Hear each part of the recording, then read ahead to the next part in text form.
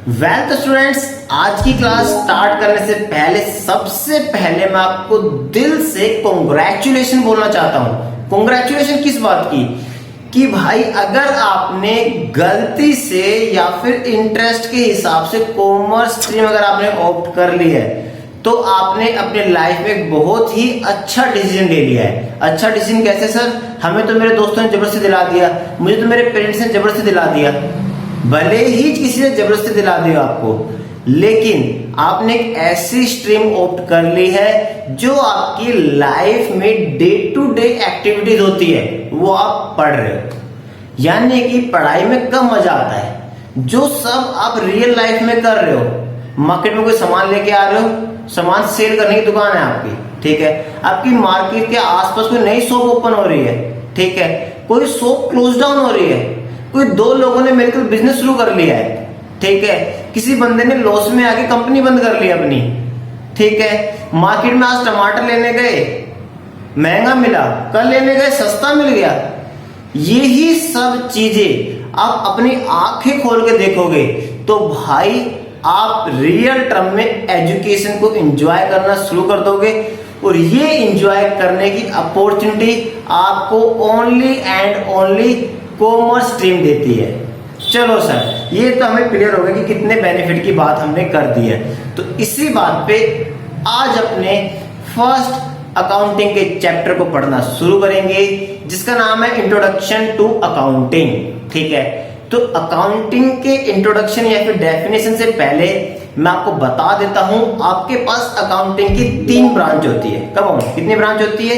3 branch होती है। Number 1 financial accounting, number 2 cost accounting and number 3 management accounting. तो अभी जो हमें पढ़नी है वो फाइनेंशियल अकाउंटिंग पढ़नी है। इसके अलावा 2 ब्रांच और मैंने बताई जो कि cost accounting and management accounting है।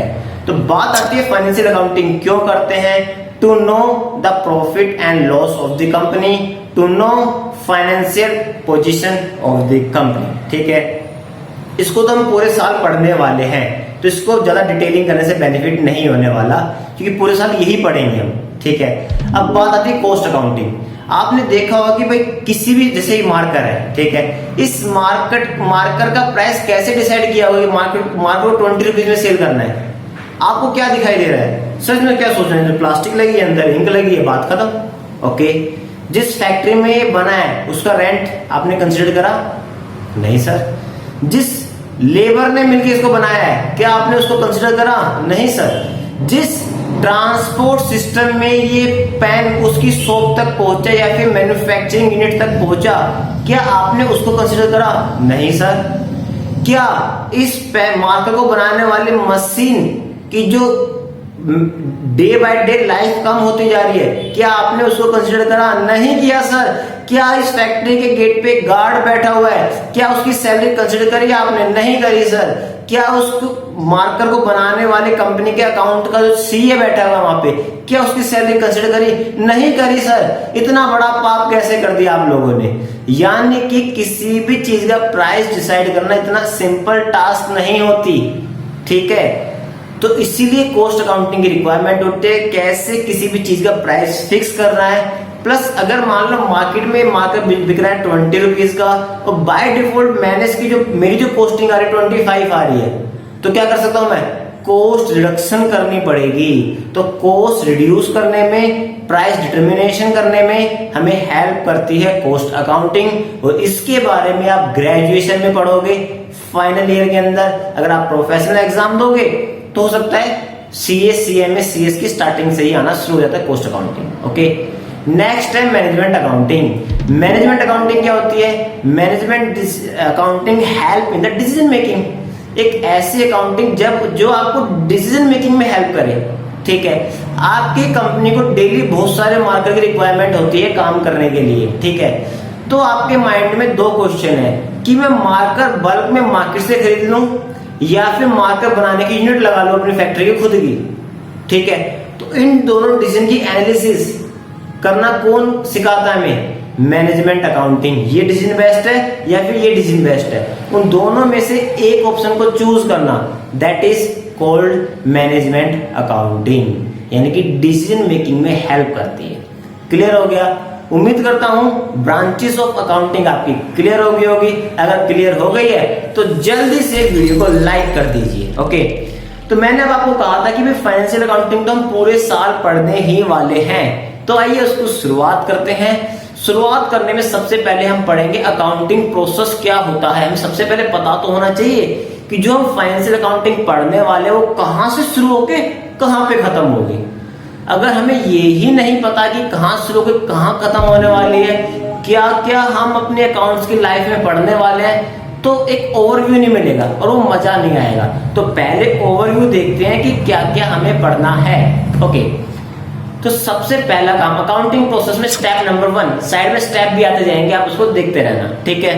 Step number 1, identification of financial transaction. कोई भी जब हम बिजनेस ऑपरेट करते हैं, ठीक है, उसके अंदर डेली काफी सारी एक्टिविटीज होती रहती है, ठीक है। तो उन एक्टिविटीज में से मैंने कौन सी ट्रांजैक्शन बोला?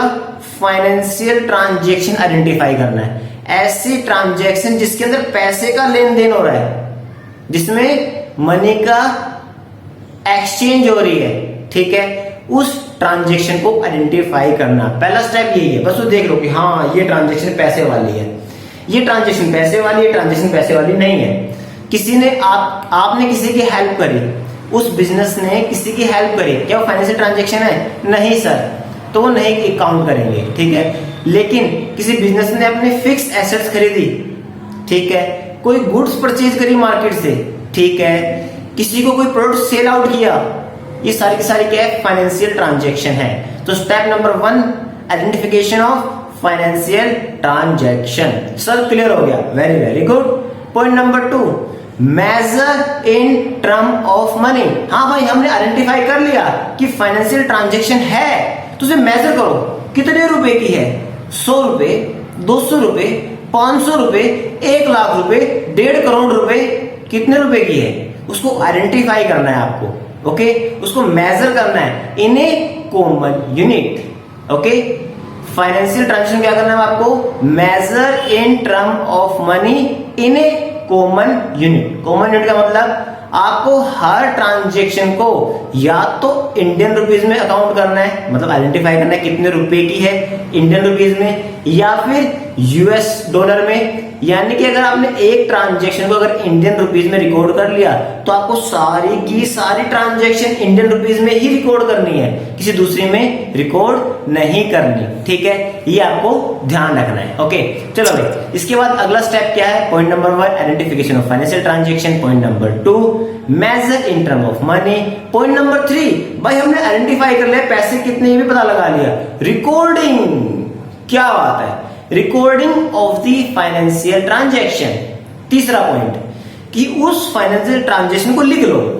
लिखना किस फॉर्म में? इन फॉर्म ऑफ जर्नल एंट्री। साथ साथ स्टेप्स नोट करते रहो भाई आप लोग, ठीक है। इन form of journal entry. Sir journal entry क्या होती है? आपको मैं एक एग्जांपल देता हूं। एग्जैक्ट जर्नल एंट्री क्या होती है वो अभी नहीं बताऊंगा, क्योंकि आपका चैप्टर नंबर 8 है। अगर मैं चैप्टर नंबर 8 की बात अभी यहाँ पे करने लग गया तो आप तो बोलोगे सर क्या कर रहे हो भाई, वीडियो यहीं छोड़ के भाग जाओगे, ठीक है। इससे अच्छा मैं आपको एक एग्जांपल देता हूं, आप समझ जाओगे जनरल एंट्री क्या होती है। आप लोग स्कूल जाते थे, हाँ जी सर जाते थे, आपके पास हर सब्जेक्ट की कॉपी होती है, हाँ जी सर होती है। वो बात अलग है, सारे सब्जेक्ट की कॉपी आप स्कूल में नहीं लेके जाते, ठीक है। आपके बैग में एक कॉपी हमेशा मिलेगी, वो कौन सी copy sir? Rough copy. Rough copy, rough copy कौन सी होती है? एक ऐसी कॉपी जिसमें किसी भी सब्जेक्ट का काम उठाए कर देते हो आप, ठीक है। मैथ्स की क्लास चली, निकाला मैथ्स का काम कर लिया, ठीक है। आपकी एसएसटी क्लास चल रही है तो उठा के एसएसटी का काम कर लिया। अगर आपके पास 10th तक संस्कृत थी तो संस्कृत का काम कर लिया, हिंदी थी तो हिंदी का काम कर लिया। यानी कि ऐसी कॉपी क्लास में कुछ भी हुआ उठा के उसमें लिख दो। सेम वही चीज बिजनेस के अंदर कोई भी कैसी भी फाइनेंशियल ट्रांजैक्शन हुई है तो उठा के जर्नल में लिख दो, ठीक है। यानी कि journal equals to your schools rough copy, है ना। आपके स्कूल की रफ कॉपी मतलब जर्नल एंट्री की एक ऐसी बुक जहां पे बिजनेस की ट्रांजैक्शन फर्स्ट टाइम रिकॉर्ड करी जाती है, ठीक है। ओके, तो थर्ड स्टेप क्या था? Recording of financial transaction in form of journal entry के फॉर्म में रिकॉर्ड करना है। ठीक है। Point number 4, classification. ठीक है, आपने भाई स्कूल में रफ कॉपी में काम कर लिया, अब आप घर आओगे, खाना वाना खाओगे, रेस्ट करोगे, उसके बाद क्या करोगे? जिस कॉपी में रफ कॉपी निकालोगे, देखोगे मैथ्स के अंदर ये काम हुआ है, उठा के मैथ्स का काम करना शुरू कर दोगे मैथ्स की ओरिजिनल कॉपी में। ठीक है, उसके बाद देखोगे एसएसटी में ये वाला काम हुआ, तो अपने रैक में से एसएसटी की कॉपी निकालोगे, उठा के उसमें काम कर लोगे। क्लियर है? इसे हम बोलते हैं classification.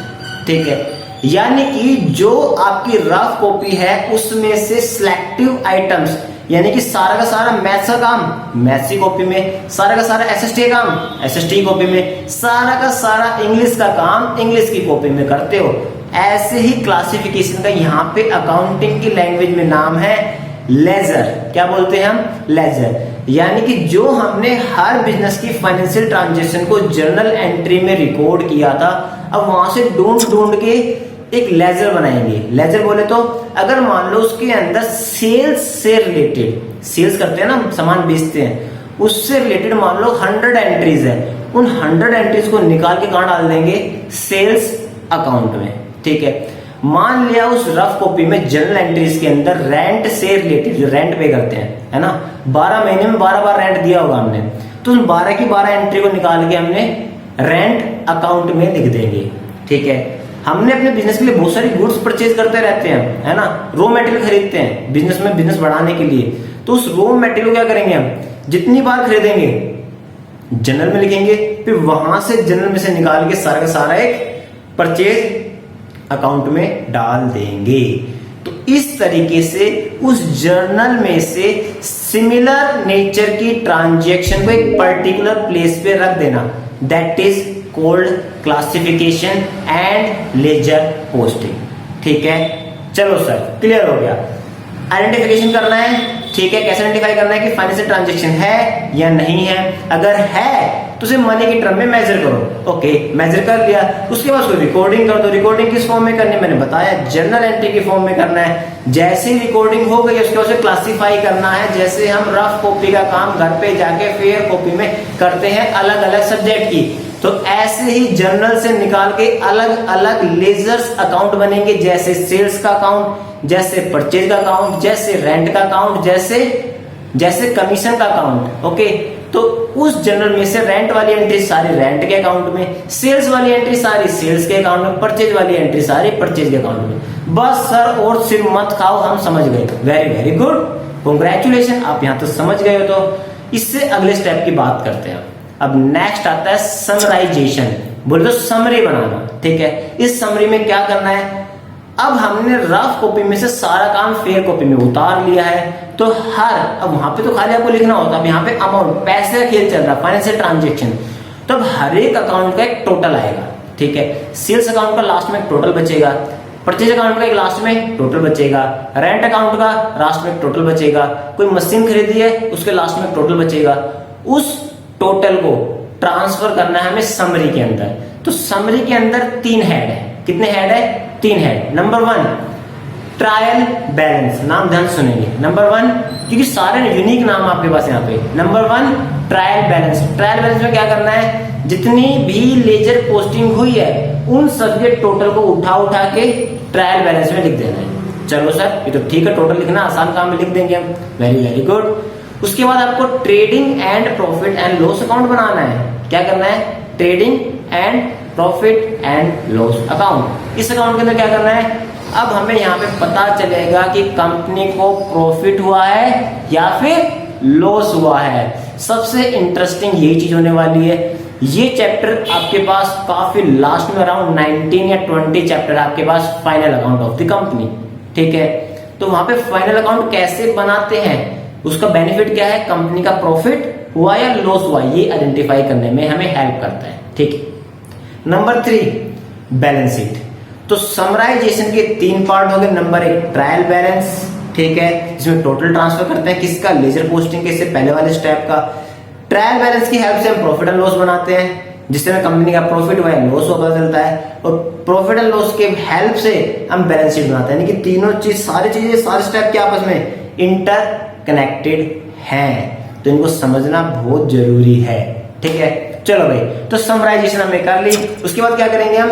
Analysis and interpretation. Okay, next step क्या हो गया? समराइजेशन के बाद नेक्स्ट स्टेप क्या हो गया? Analysis and interpretation. अब देखेंगे कि भाई हमारा बिजनेस जो है अच्छे से परफॉर्म कर रहा है या नहीं कर रहा। ठीक है, हमारी कंपनी प्रॉफिट कमा रही है, पिछले साल से अच्छा कमाया है, कम कमाया है, हमारी कंपनी को लॉस हुआ है, क्यों लॉस हुआ है? इंटरप्रेट एंड एनालिसिस करना। कंपनी के ओनर, मैनेजमेंट, बड़े बड़े जो मैनेजर वो सारे बैठेंगे, वो बैठ के देखेंगे कि हमारी कंपनी कहाँ कहाँ पे कैसे कैसे परफॉर्म किया है, कितने अच्छे रिजल्ट्स हमने दिए, कहाँ पे अच्छे रिजल्ट नहीं दिए, किस प्रोडक्ट लाइन को बंद करना है फ्यूचर में, किस प्रोडक्ट लाइन को कंटिन्यू करना है। इसे बोलते हैं इंटरप्रेट एंड एनालिसिस करना। ठीक है, चलो भाई, इसके बाद एक लास्ट स्टेप बचता है कम्युनिकेट टू द यूजर। क्या बचा step? Communicate to the user. Communicate users के अंदर क्या आएगा कि भाई जो हमने रिकॉर्ड बनाया किसके लिए बनाया? रिकॉर्ड बनाया प्रॉफिट लॉस निकालो, तिजोरी बंद कर दो उसे, ऐसा करोगे? नहीं सर, ऐसा क्यों करेंगे? तो भाई इसको कम्युनिकेट कीजिए। कम्युनिकेट किसके साथ करना है आपको? यूजर्स के साथ करना है। अब यूजर्स कौन से होते हैं? कुछ यूजर्स इंटरनल होते हैं और कुछ एक्सटर्नल होते हैं। ठीक है, अब बात आती है इंटरनल यूजर्स को, तो कौन होते हैं? कंपनी के ओनर, कंपनी के एम्प्लॉय, ठीक है, और कौन हो सकता है? कंपनी की मैनेजमेंट टीम। ये तीन लोग इंटरनल यूजर्स होते हैं। ठीक है, तो कम्युनिकेट टू दी यूजर्स के अंदर इंटरनल यूजर्स होते हैं और एक्सटर्नल। तो इंटरनल के अंदर आते हैं तीन: employ of the company, owner of the company, management team of the company. अब बात आती है एक्सटर्नल के अंदर कौन कौन आता है। एक्सटर्नल आप खुद बताइए, एक्सटर्नल कौन कौन होगा जिसको कंपनी के बुक ऑफ अकाउंट में इंटरेस्ट होगा। ठीक है, नंबर 1 बैंक। अगर आप किसी भी कंपनी के लिए लोन लेने जाओगे तो बैंक पर सबसे पहले क्या बोलेंगे कि भाई अपने बुक्स ऑफ अकाउंट दिखाइए, अपनी बैलेंस शीट दिखाइए, हम देखेंगे आपको कितना प्रॉफिट हो रहा है, कितना लॉस हो रहा है। ठीक है, चलो भाई, यहाँ पे काम आएगा। इसके अलावा और कहाँ पे काम आएगा sir?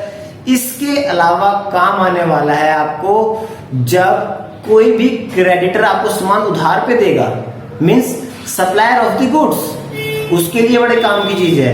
Customer of the company, company के कस्टमर के लिए काम की। तो okay, tax authority, tax authority के लिए बड़ी काम की चीज है। तो इस तरीके से काफी सारे एक्सटर्नल यूजर्स होते हैं। तो ये था हमारा अकाउंटिंग प्रोसेस जो कि स्टार्ट हुआ था identification of financial transaction, measure in term of money, ठीक है, recording in form of journal entry, classification in form of ledger posting, summarisation, come on, summarisation जिसके अंदर हम 3 पॉइंट पढ़े थे: trial balance, profit and loss and balance sheet, और second last पढ़ा था हमने इंटरप्रिटेशन एंड एनालिसिस, और लास्ट पॉइंट पढ़ा था 7th पॉइंट जो था हमारा communicate to the users. Users दो टाइप के होते हैं, एक इंटरनल होता है और एक एक्सटर्नल होता है। क्या बात है भाई, इतना काम किसको समझ में आ गया? मुझे कमेंट में जल्दी से बताइए कि सर हमें ये कॉन्सेप्ट क्लियर हो गया। तो भाई अगर आपको ये कॉन्सेप्ट क्लियर हो गया ना तो बड़ी ही जबरदस्त कॉन्ग्रेचुलेशन। क्यों? क्योंकि इस बार आप लोगों ने फर्स्ट चैप्टर ऑलमोस्ट 95% कंप्लीट कर लिया है। क्या बात है सर, अकाउंटिंग प्रोसेस है। हाँ, ये पूरा चैप्टर इसी अकाउंटिंग प्रोसेस के आसपास घूमता रहेगा। ठीक है, तो इसी बात पे वेरी वेरी गुड। चलो भाई, तो अब बात करते हैं हम अकाउंटिंग की डेफिनेशन क्या होती है। सर इतनी देर बाद अकाउंटिंग की डेफिनेशन बता रहे हो, क्योंकि मैंने क्या बोला, ये पूरा चैप्टर अकाउंटिंग प्रोसेस की साइड बाय साइड घूमता रहेगा। ठीक है, तो आइए डेफिनेशन पढ़ते हैं। तो डेफिनेशन बेस्ट रहेगा बुक से पढ़ दूं आपके लिए। तो बुक मेरे पास, हाँ ये रही बुक मेरे पास। देखो, accounting is the art of recording. Art किस चीज की है? वो चीजों को रिकॉर्ड करना, क्लासिफाइंग करना। पढ़ा हमने सारा अकाउंटिंग प्रोसेस में, recording, classifying, summarising in a significant manner in term of money, money की फॉर्म में रिकॉर्ड करना है, transaction and event which are the part at least of a financial character, जो फाइनेंशियल कैरेक्टर का होगा। ठीक है, and interpret the result thereof to the users. ठीक है, वही डेफिनेशन है जो हमने प्रोसेस पढ़े हैं। अरे सर ये तो सच में वही डेफिनेशन है। तो ठीक है भाई, इसके बाद बात आती है what are the characteristics of accounting. Accounting के कैरेक्टरिस्टिक्स क्या होते हैं? ओके, तो यहां से भी वही स्टेप्स काम आने वाले। Number 1, identification of financial transaction. Very very good, हम पढ़ चुके हैं। Second, identification, measurement the identified transaction, जो हमने ट्रांजेक्शन आइडेंटिफाई करी उसको मेजर करना। मेजर कैसे करना है? In term of money. Very very good. Third, recording. Fourth, classifying. Fifth, summarising. Sixth, analysis and interpretation. Seventh, communicate to the users. Sir ये तो वही स्टेप है। हाँ, मैं वही तो कह रहा हूं कि भाई ये वही स्टेप आपके पास बार बार घूमने वाले हैं। मुझे कुछ बताने की जरूरत नहीं है, लेकिन फिर भी मैं आपको ओवरव्यू दे देता हूं। थोड़ा थोड़ा नाम चेंज होगा, उसको कुछ नहीं होगा, ठीक है। ऑब्जेक्टिव ऑफ अकाउंटिंग क्या होते हैं? Number 1, maintaining accounting records, recording करना। Determination of profit and loss, profit loss किस में निकालते हैं? समराइजेशन के अंदर। Determining financial position of the company, financial position कौन बताती है कंपनी की? बैलेंस शीट बताती है, याद रखना इस चीज को, ठीक है। फाइनेंशियल पोजीशन कौन बताता है? कंपनी की बैलेंस शीट, ठीक है। फैसिलिटेटिंग द मैनेजमेंट, मैनेजमेंट को कैसे हेल्प करता है? ये फैसिलिटेट करता है मैनेजमेंट को। कैसे? भाई जो आपने रिजल्ट बनाए हैं उसके बेस पर ही तो मैनेजमेंट डिसीजन लेगी, और कौन डिसीजन लेगा, कैसे लेगा, ठीक है। Okay, providing accounting information to the users, users कौन से होते हैं? एक इंटरनल, एक एक्सटर्नल, आपको पता है। इनके अंदर कौन कौन आते हैं मैंने आपको बता दिया। तो ये थे हमारे पास ऑब्जेक्टिव ऑफ अकाउंटिंग। अब बात करते हैं फंक्शन ऑफ अकाउंटिंग। तो वही क्या लिखा है? Maintaining systematic accounting record, recording करते हैं, बता दिया मैंने। Preparation of financial statement, company का प्रॉफिट एंड लॉस निकालते हैं, बैलेंस शीट निकालते हैं, फाइनेंशियल पोजीशन बताते हैं। मीटिंग लीगल रिक्वायरमेंट, ये सब क्यों कर रहे हैं? तो कंपनीज एक्ट के अंदर ऐसा बोला गया है कि हर बिजनेस को अपनी अकाउंटिंग करनी ही पड़ेगी, तो ये लीगल रिक्वायरमेंट फुलफिल करने के काम आता है, ठीक है। Fourth point, communicate financial information to the users, समझ चुके हो आप इसको भी। Assistance to the management, management को हेल्प करता है डिसीजन मेकिंग में, ठीक है। तो अब इसके बाद हमें 2 या 3 क्वेश्चन और करने हैं। उससे पहले मैं आपसे रिक्वेस्ट करूंगा, अगर आपको वीडियो सच में अगर दिल से पसंद आई है तो मेरे अकाउंट नंबर मैंने आपको दे रखा है, आप मुझे एप्रिशिएट करने के लिए जितना आप दिल से चाहो मुझे फाइनेंशियल सपोर्ट कीजिए, ठीक है। सर कितना कर सकते हैं? 1 रुपया, 2 रुपए, 5 रुपए, 10 रुपए, 50 रुपए, 100 रुपए, 1000 रुपए, जितना आपने एंजॉय किया।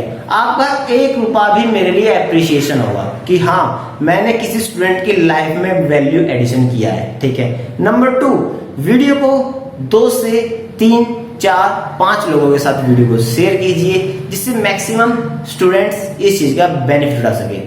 तो आइए वीडियो को आगे कंटिन्यू करते हैं, और कंटिन्यू करने के साथ ही हमें मिला एडवांटेजेस ऑफ अकाउंटिंग। अकाउंटिंग करने के क्या एडवांटेज है, क्यों कर रहे, लिखे जा रहे हर चीज को।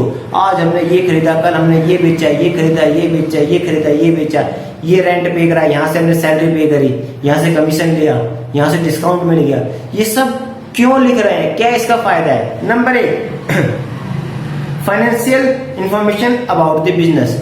बिजनेस के अंदर जितनी भी पैसे से रिलेटेड ट्रांजेक्शन हुई है, आपको उन सब का रिटर्न रिकॉर्ड मिल जाता है। यानी कि जब भी कैसे भी फाइनेंशियल इंफॉर्मेशन चाहिए तो बुक ऑफ अकाउंट उठाओ, वहां से देख लो, अच्छा ये वाली ट्रांजेक्शन इस डेट को इतने रुपए की हुई थी। अरे वाह सर, बहुत अच्छी चीज है। Second, assist to the management, management को डिसीजन लेने में बहुत ज्यादा हेल्प करता है। अगर हमारा बिजनेस प्रॉफिट कमा रहा है तो बिजनेस को कंटिन्यू करेंगे, लॉस कमा रहा है तो किस 4 प्रोडक्ट में से किसकी वजह से लॉस हो रहा है, इसकी वजह से हो रहा है, उठा के बंद कर दो, बाकी 3 कंटिन्यू रखो, ठीक है। तो मैनेजमेंट को असिस्ट कैसे करता है? डिसीजन मेकिंग में असिस्ट करता है, ठीक है। नेक्स्ट आ गया रिप्लेसमेंट ऑफ मेमोरी।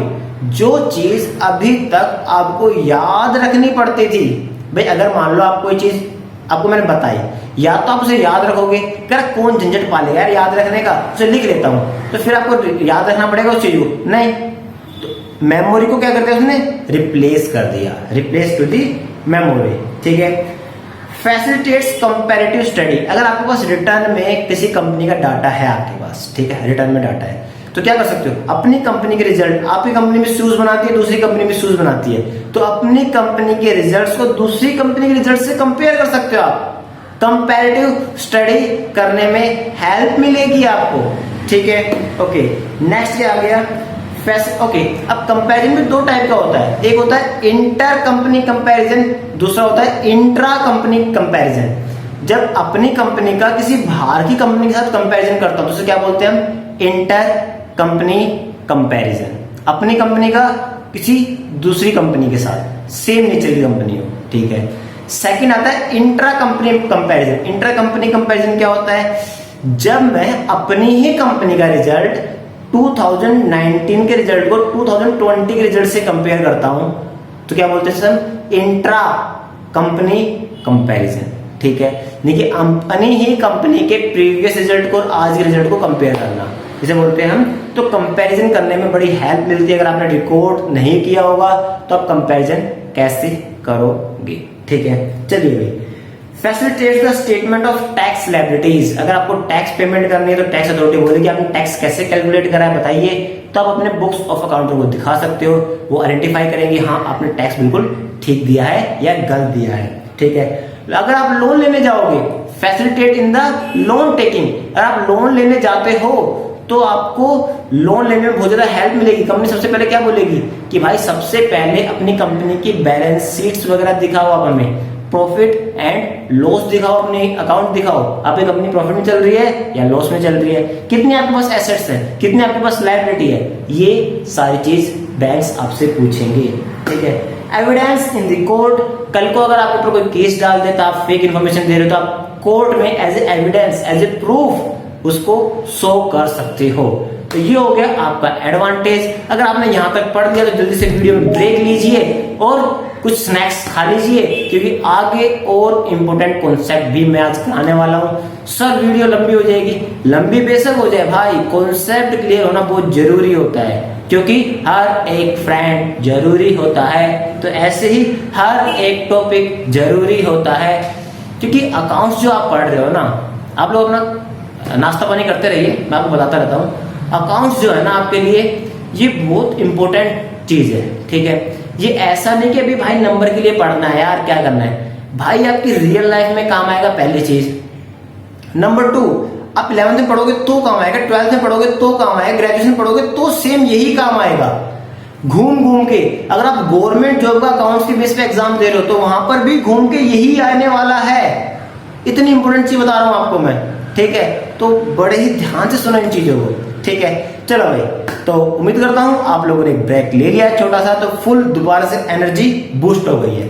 तो अब हम पढ़ेंगे लिमिटेशंस ऑफ अकाउंटिंग, जो कि वेरी वेरी इंपॉर्टेंट टॉपिक है एग्जाम के पॉइंट ऑफ व्यू से, जो एग्जाम में आएगा ही आएगा। देखो एक होता है कि टीचर बोलते हैं कि भाई इंपॉर्टेंट क्वेश्चन है, पेपर में आ सकता है।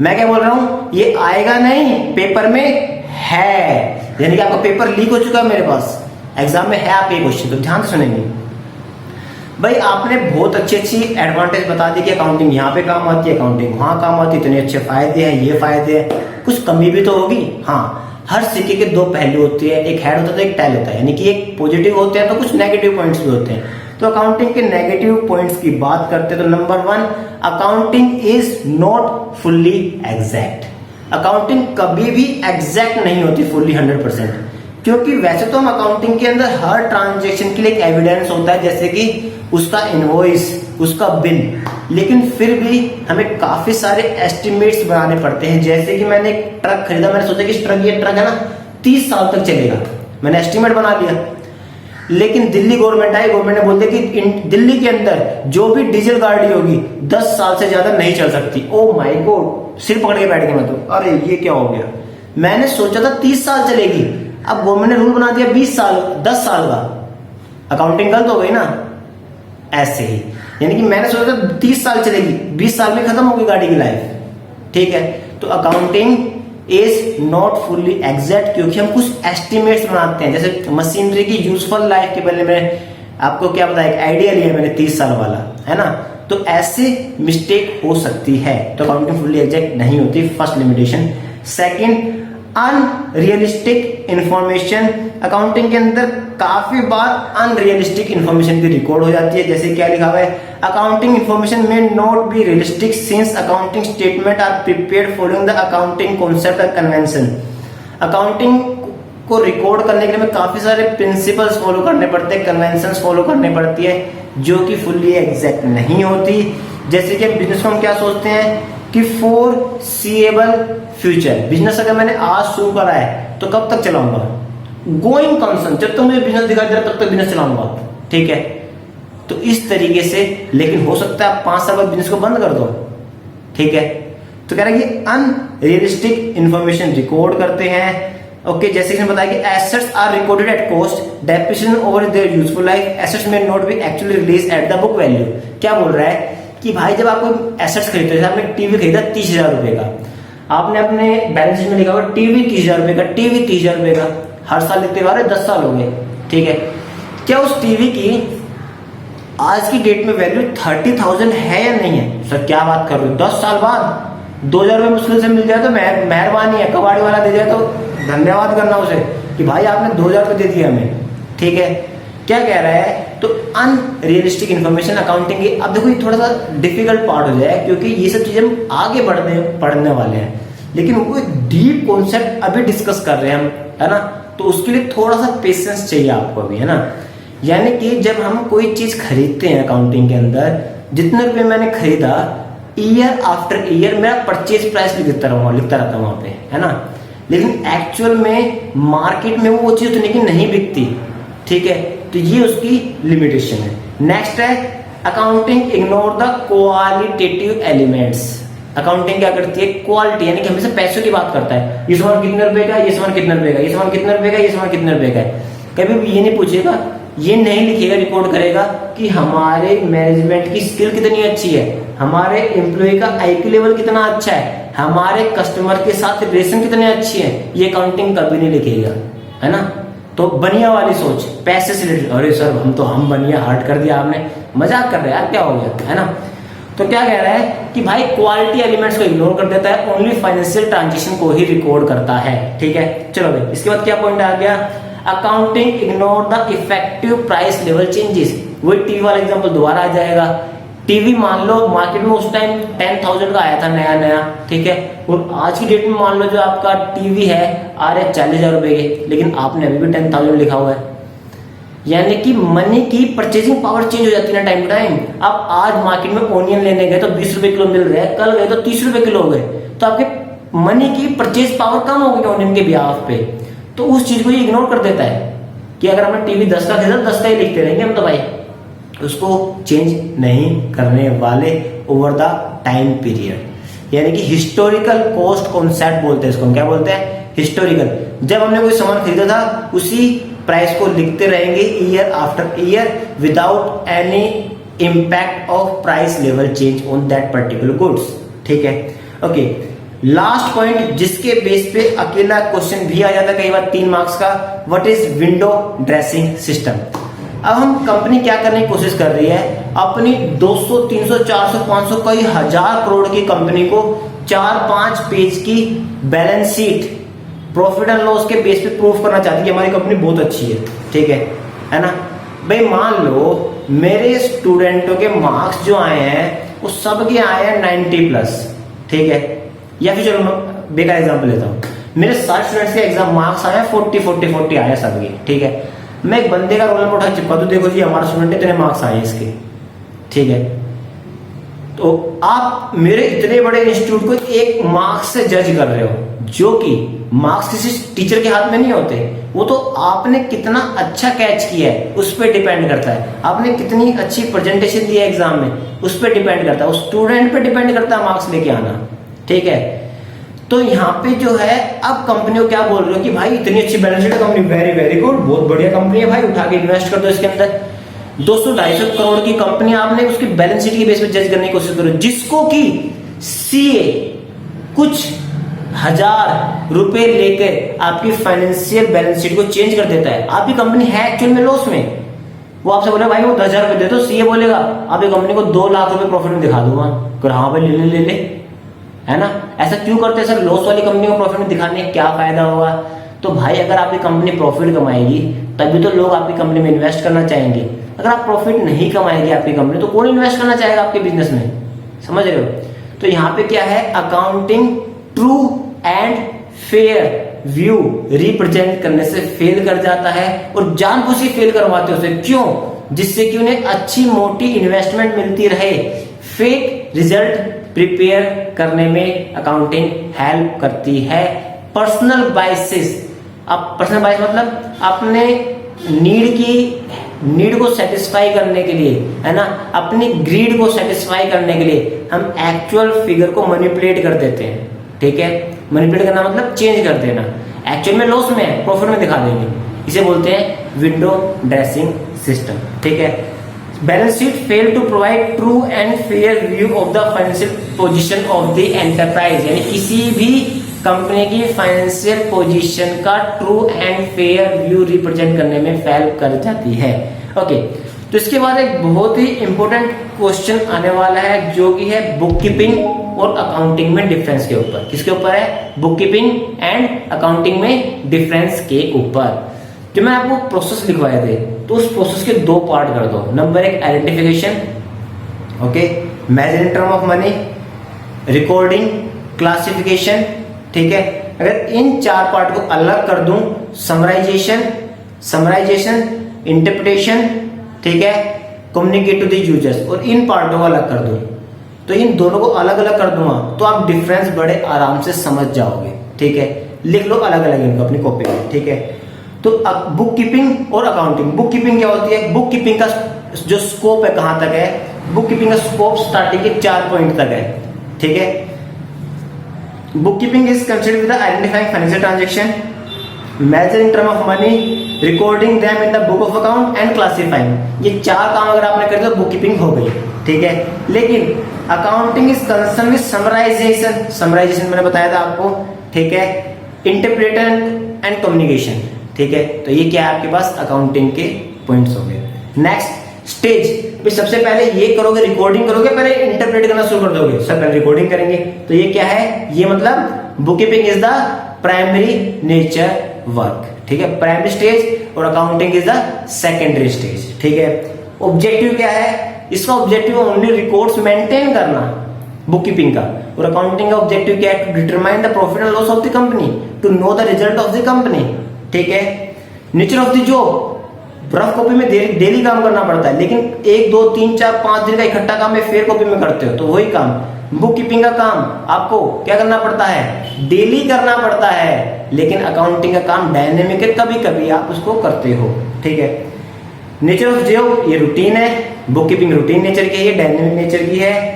परफॉर्मेंस, बुक कीपिंग को जूनियर स्टाफ, कम पढ़े लिखे लोग, जूनियर स्टाफ, 12th पास बंदा भी बुक कीपिंग कर सकता है, लेकिन अकाउंटिंग के लिए सीनियर स्टाफ की रिक्वायरमेंट होती है। बुक कीपिंग के लिए कोई स्पेशल स्किल की रिक्वायरमेंट नहीं होती, लेकिन अकाउंटिंग के लिए स्पेशल स्किल की रिक्वायरमेंट होगी। अब देखो, एक होता है कि आपको किसी भी चीज के डिफरेंस को रटना, ठीक है, एक होता है आपको कॉन्सेप्ट इतने अच्छे से क्लियर हो गया आपको याद ही ना करना पड़े लाइफ टाइम, तो वही काम मैंने आपके लिए कर दिया, उस प्रोसेस को पढ़ा, उसको क्लासिफाई करना आप सीख गए। ठीक है, तो इसके बाद बात करते हैं हम what are the qualitative characteristics of accounting. ठीक है, सेकंड लास्ट क्वेश्चन है क्वालिटेटिव अकाउंटिंग इंफॉर्मेशन के जो कैरेक्टरिस्टिक्स है क्या है? वो नंबर 1 रिलायबिलिटी, जो अकाउंटिंग इंफॉर्मेशन के जो रिजल्ट है वो कैसे होने चाहिए? रिलायबल होने चाहिए। Accounting information must B reliable, reliability of the information means verifiable, free from the biases, material error, यानी कि जो आपकी अकाउंटिंग इंफॉर्मेशन है free from any fake representation, यानी कि हर ट्रांजेक्शन का एक एविडेंस होना चाहिए, like a cash memo, invoice, bill etcetera. ठीक है, अपने पर्सनल फायदे को अवॉइड करते हुए, फ्री फ्रॉम पर्सनल बायसेस। ठीक है, okay. Second, relevance, accounting information must be relevant to the users. आप उसी अकाउंटिंग इंफॉर्मेशन को बुक ऑफ अकाउंट में रिकॉर्ड करो जो यूजर्स के काम की है। ऐसी इंफॉर्मेशन जो यूजर्स के काम की ही नहीं है उसे रिकॉर्ड करके क्या फायदा? जी डेली मेरा आधा मार्केट गिर जाता है, कंपनी को लिखने की जरूरत है क्या? नहीं। किसी प्रोडक्ट को सेल करा, लिखना जरूरत पड़ेगी। रॉ मटेरियल खरीदा, लिखना पड़ेगा। रॉ मटेरियल जल के राख हो गया, लिखना पड़ेगा। कुछ रॉ मटेरियल खो गया, लिखना पड़ेगा। एक नई फिक्स एसेट खरीद ली, लिखना पड़ेगा। फिक्स एसेट पुराने वाली रिप्लेस बेच दी, लिखना पड़ेगा। यानी कि हर उस इंफॉर्मेशन को लिखो यूजर्स के पॉइंट ऑफ व्यू से बहुत ज्यादा रेलेवेंट हो। ठीक है भाई। थर्ड आगे अंडरस्टैंडेबिलिटी, यानी कि इस फॉर्म में लिखना है, आप जिसको भी वो रिकॉर्ड दिखाओ वो बंदा उसको इजीली अंडरस्टूड कर सके, अंडरस्टैंडेबिलिटी होनी चाहिए। आप अपने पेपर को इस तरीके से अटेम्प्ट को समझ ही ना पाए टीचर, तो भाई कई लोगों की स्ट्रेटेजी होती है, भाई पेपर में क्वेश्चन नहीं आता तो गंदी राइटिंग लिखो, टीचर भाई देख देगा कुछ तो नंबर देगा, है ना। लेकिन ऐसा एक्चुअली में होता नहीं है, ये हमारी गलत फहमी होती है। तो ऐसे कह रहा है कि जो रिकॉर्ड आप कर रहे हो बड़े अंडरस्टैंडेबल होने चाहिए, ठीक है। तो इसी के साथ ही हम सबसे लास्ट पॉइंट करते हैं जो बड़ा ही प्यारा, बड़ा ही सिंपल है। Users of accounting information number 1 बता चुका हूं आपको, इंटरनल होते हैं। इंटरनल में कौन कौन आते हैं? ओनर ऑफ द कंपनी बताया था मैंने, मैनेजमेंट ऑफ द कंपनी बताया था मैंने, and employ and worker of the company बताया था मैंने आपको।